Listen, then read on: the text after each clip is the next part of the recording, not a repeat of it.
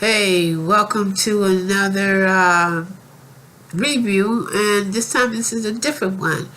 I'm doing a review and a preview on the Hip-Hop Honor race of 2017 presented by VH1.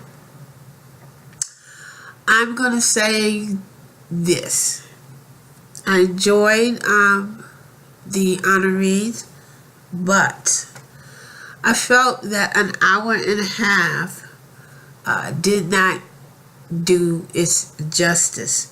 You cannot do the hip hops in the 90s because the hip hop artist music genre in the 90s was huge. And for VH1 to try to cram all of that in an hour and 30 minutes. I mean, they did okay. But I felt that they could have done better. They could have let hip hop in Hollywood, that reality show, go and dedicated at least 2 hours to the hip hop genre of the 90s because it was very huge. And it was very huge, and I was a big part of that particular genre in that decade. I was born in 1953, so that should tell you. I have seen 3 decades, well actually more, but I have seen 3 decades of hip-hop. And hip-hop really started evolving around the 80s, and it really took off in the 90s. And it took off in the 90s in a big way because it had a huge following. The theory about the hip hop, when it actually came out, a lot of people thought that this particular music, this genre would not be around. They thought it would probably maybe be around like maybe a year or 2 or something like that, and then it would basically go on about its way. But I'm here to say that this genre has been around well over, I believe, I might be wrong now, well over 25 years in county. It could be a little bit more. Actually it's 30 years because if I really look at it, maybe, well, yeah, I'm going to say around, because grandkids, nieces and nephews, around 25, some of them are 30 years old now. But it was very good. I still have this thing about calling women bitchs. Missy Elliott basically opened the show up. I'm not a fan of calling women BT bitches. Let me just go out and say it. I'm not a fan of calling women bitches. Never have, never will. But the one thing I will say about Missy Elliott. Missy Elliott has always been innovative.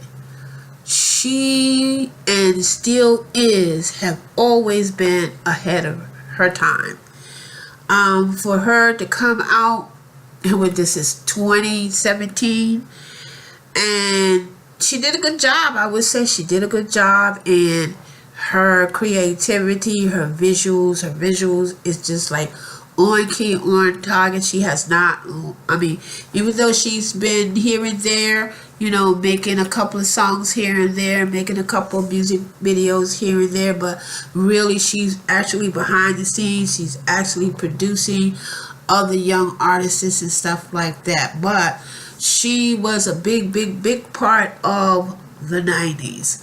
I was a huge fan of Missy Elliott. A couple of other artists, they had they had Fat Joe and Remy Ma. Now Fat Joe, I pretty much know him. I like his music and everything. But Remy Ma, really too particular, wasn't really a fan of Remy Ma, and I'm really not a fan of her now. But she's good. She is a lyricist. she can, recite, poetry and stuff like that. I mean, she's good at spitting, as the kids would say. But I'm just not a big fan in calling women bitches and hoes. I love the 90s decades, especially in the hip hop 90s decades, because that's when the lyrics was pure.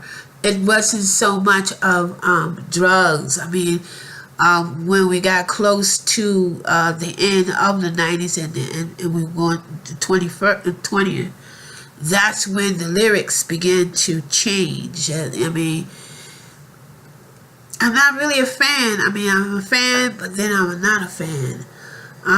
It had Escape. I mean, I wasn't really an Escape person, but back in the 90s and that decade, Escape was really, really huge at the time. TLC, they were very, very huge at the time. It was very interesting to me just because when they were talking about, they had a clip of Left Eye, which I found that very interesting. They gave an award to Jamal Dupree, Master P. They also gave an award to, and they also, looked at a little bit of the music, not only the music, but also the films and the clothing and everything.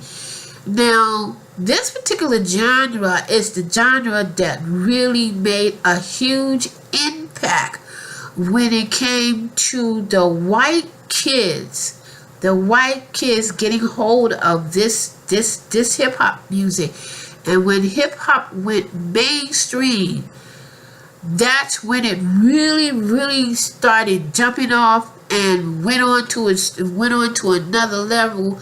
Is because now we had the white kids that actually got into this music and then basically got a hold of it and basically claiming it that it's there. But really, let's really, be clear about this. Where hip-hop is coming from, who developed this, and look at it now. Yes, we have millionaires and billionaires and everything because of the 90s. The 90s was huge.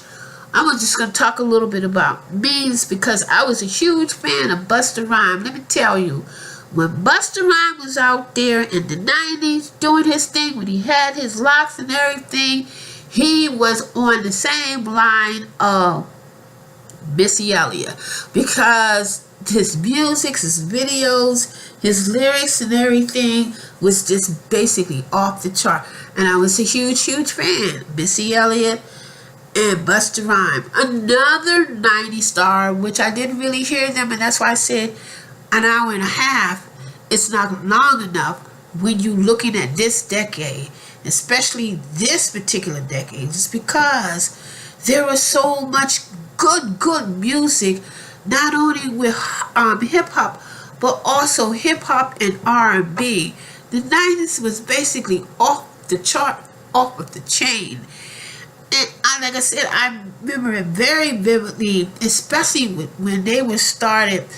It was such a huge,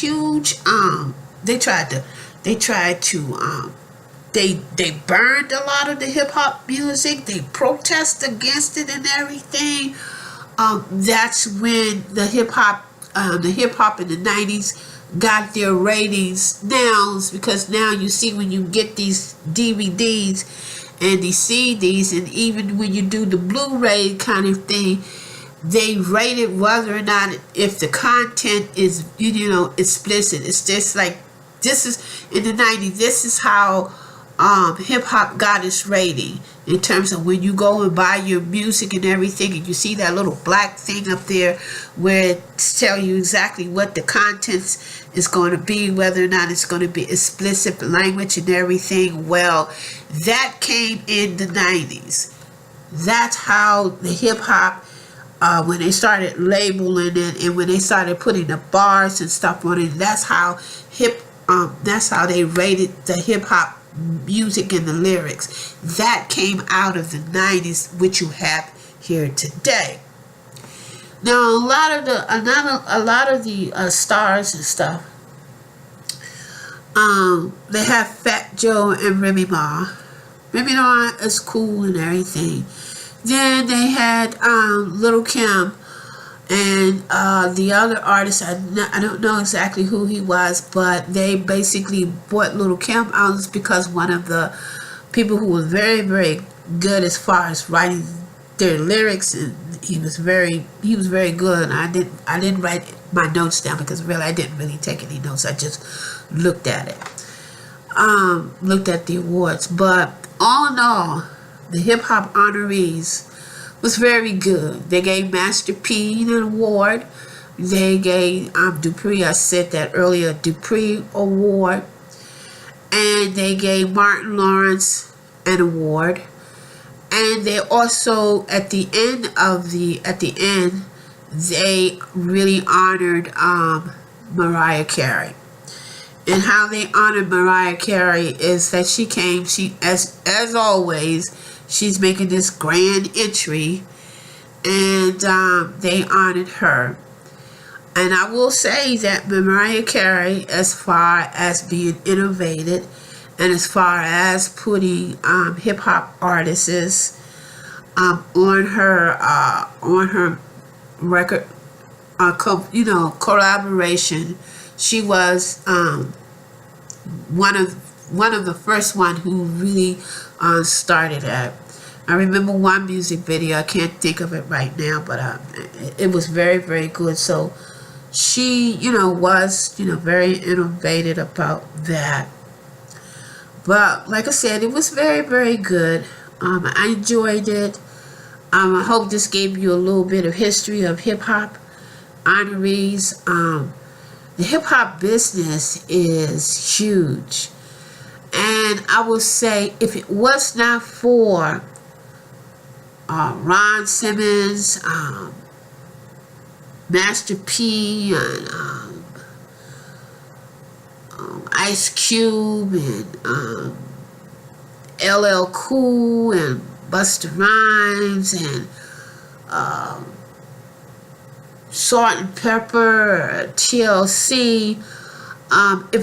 If it was not for them, as far as the hip hop music scene is concerned, I don't know whether or not if the hip hop world, if we would have had a genre of such as hip hop.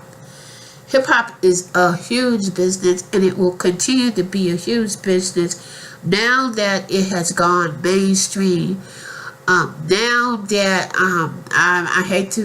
now that it's gone mainstream, and the white kids and the Latino kids and people from all parts of the world, all parts of the continents dance to hip hop, they break to hip hop, and all of this is because of, let's be real with it, it is us, it is our style, it is our swag, and a lot of white male record companies have made millions off of the backs of these black artists.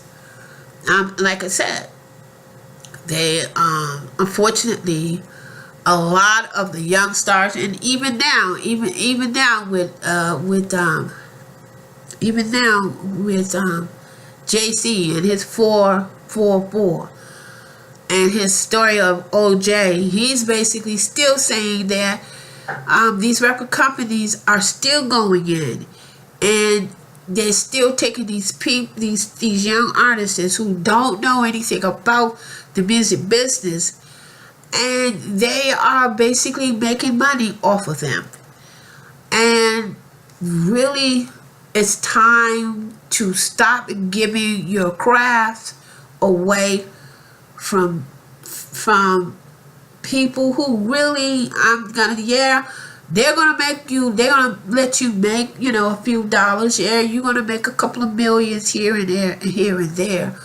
But all in all, really, they will control your masters.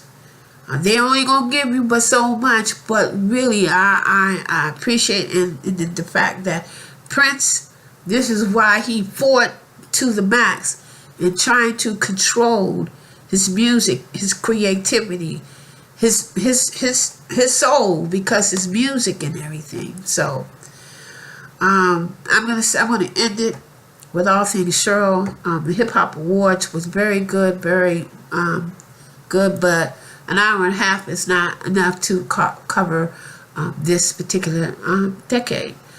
Until then, this is all things Cheryl, and I'll see you on Thursday or Friday with the review and recap of Greenleaf episode 15. Peace and ciao. Oh, one more thing. Please click subscribe, notification, and share.